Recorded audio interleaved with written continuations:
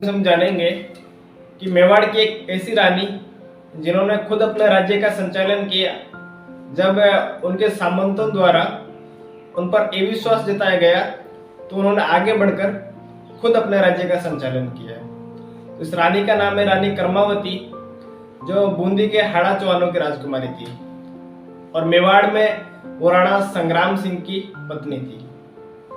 वही राणा संग्राम सिंह जिन्हें इतिहास में हम राणा सांगा के नाम से जानते हैं।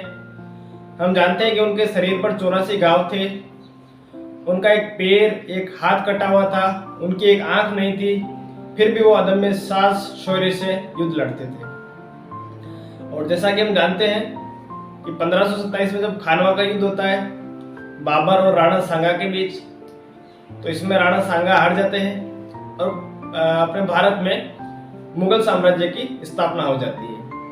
तो जब एक खानवा का युद्ध हार गए, इसके कुछ दिनों बाद में मृत्यु हो जाती है राणा सांगा की, और राणा सांगा अपने बड़े बेटे को राजा नहीं बनाकर अपने छोटे बेटे रतन सिंह को राजा बना गए और अपने बड़े बेटे जो विक्रमादित्य है और उदय सिंह है उनको और उनकी माता कर्मावती उनको उन्होंने रणथंभौर का किला और रणथंभौर की जागीर दे दी। इससे खुश नहीं थे, ना तो रानी कर्मावती और उसके पुत्र खुश थे कि हमें ये जागीर मिली है, और ना रतन सिंह खुश थे कि इनको ये जागीर रणथंभौर की दे दी गई है। तो इसके बाद में रतन सिंह की भी मृत्यु हो जाती है और रतन सिंह की मृत्यु के बाद में विक्रमादित्य मेवाड़ का राजा बनता है। विक्रमादित्य जब मेवाड़ का राजा बना तो अयोग्य था, वो अल्पायु था, उसको राजकार्यों का कुछ भी ज्ञान नहीं था।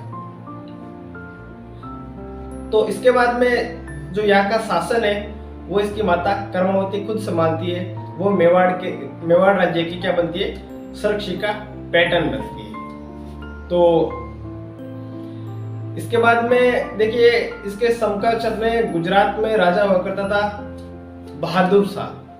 तो बहादुर शाह ने देखा कि भाई मेवाड़ है, मेवाड़ अपने लिए मेवाड़ का सामरिक महत्व था, मेवाड़ का व्यापारिक महत्व था, उसके किले मजबूत थे, या कि जो जमीन है वो भी उपजाऊ वगैरह थी, तो यहाँ पे पैसे वैसे का भी महत्व था और सामरिक महत्व भी था।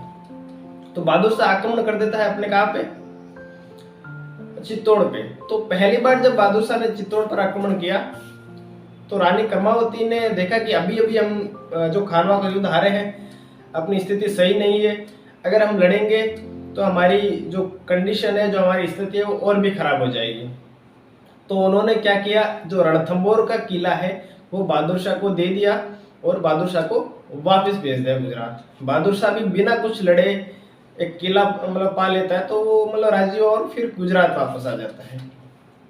लेकिन बहादुर शाह के मन में भी फिर लालच आता है कि यार बिना लड़े ही इतना मिल गया, तो अगर मैं खुद लड़ाई करूंगा और ये छोटे से मेवाड़ को हरा दूंगा तो कितना कुछ वहां से मैं प्राप्त कर सकता हूँ। तो अगले ही साल वो फिर से आक्रमण कर देता है मेवाड़ पर, मेवाड़ यानी चित्तौड़। तो रानी कर्मावती ने सोचा कि अब तो हमारे पास कोई ऑप्शन नहीं है, ऐसे तो हर बार कोई ना कोई किला देते जाएंगे तो ये तो हर बार आक्रमण करता रहेगा।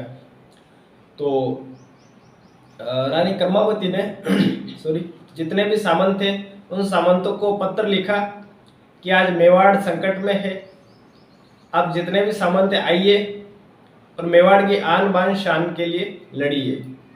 क्योंकि जितने भी मेवाड़ के सामंत थे वो अपने राजा से खुश नहीं थे, तो वो चले गए थे, वो राजकाज के कार्यों में कुछ हिस्सा नहीं लेते। लेकिन जब रानी कर्मावती ने पत्र लिखा कि आप मेवाड़ की आन बान और शान के लिए युद्ध लड़िए, तो वो युद्ध के लिए तत्पर हो गए।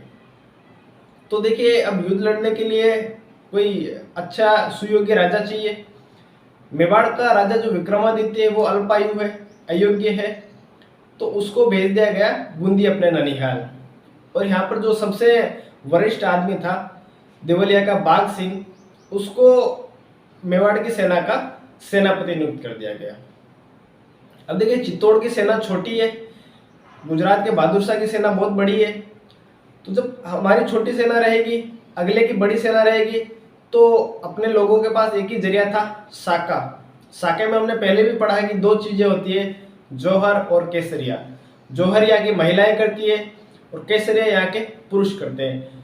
पुरुष क्या करते हैं कि अपने सर पर केसरिया साफा बांध के ज्यादा से ज्यादा शत्रु सेना का नाश करते हुए खुद वीरगति को प्राप्त हो जाते हैं। और महिलाएं क्या करती है, महिलाएं अग्नि स्नान यानी फायर बाथ कर लेती है ताकि वो शत्रु सेना के हाथ नहीं आए। अपने स्वाभिमान की रक्षा के लिए वो जौहर करती है। तो गुजरात का बहादुर शाह जो आक्रमण करता है, इससे पहले हुमायूं से भी सहायता मांगी गई। रानी कर्मावती ने हुमायूं को राखी भेजी थी और इसी दिन को हम रक्षाबंधन के रूप में याद करते हैं।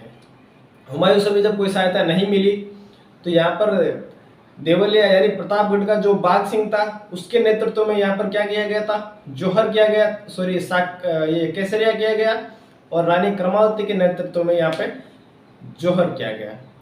और इसे हम जानते हैं चित्तौड़ के दूसरे साके के रूप में।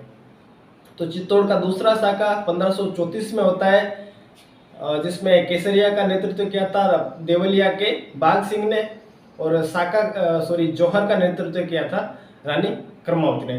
तो ये थी रानी कर्मावती जिन्होंने अपने मेवाड़ का संरक्षण भी किया, राज्य का संचालन भी किया और जरूरत पड़ने पर जौहर भी किया और युद्ध भी किया। धन्यवाद। चीज़ें अच्छी लगी हो तो लाइक और शेयर कीजिए।